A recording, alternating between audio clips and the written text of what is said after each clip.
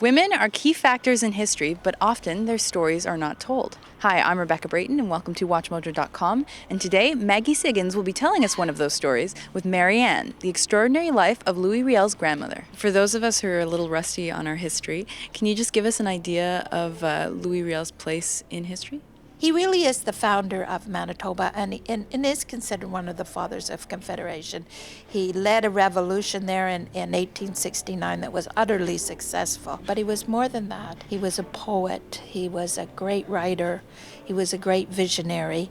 And of course, being Canadian, what we did for all that was to hang him. And I always thought that there was somebody that influenced him and inspired him. And I knew that his grandmother taught him all the Indian languages, the native languages. And I think that she was the one that really formed his character because she was such an adventurer herself. Who was MarieAnne? MarieAnne is the grandmother of our famous Louis Riel.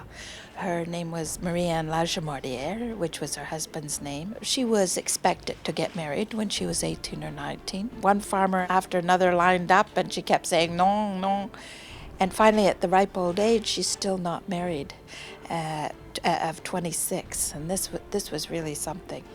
And suddenly, out of the woods comes this great big hunk of a guy, fur trader, buffalo hunter, Jean-Baptiste Lagimordiere. He had returned home from the West after being away many years, and they instantly fell in love. He was supposed to settle down and be a farmer, but he announced to her that he was returning to the West. This happened all the time, and the women stayed in Quebec. This woman said, absolutely no way I'm going to live like this, and she followed him west.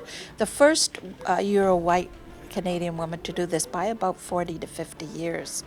So she is an amazing, amazing woman. Now, what else was unusual or unorthodox about MarieAnne? Her adventures of living in the West are so amazing that it's incredible. She almost starved to death one winter. She was attacked by some Indians and they had to run for their life. She kept having babies. She had a baby one time. She had to learn how to ride a horse, of course, because they would spend all summer out in the prairies, and her horse ran away chasing after some buffalo.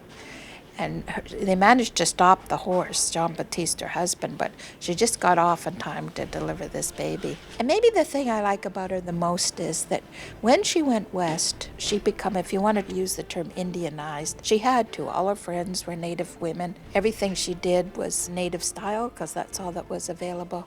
And so what she did basically was adapt to the Native culture rather than what pioneers did. I don't even like to call her a pioneer, was impose their way of living on the Native people. She blended in, she became part of their life. So I think she's a heroine in many ways.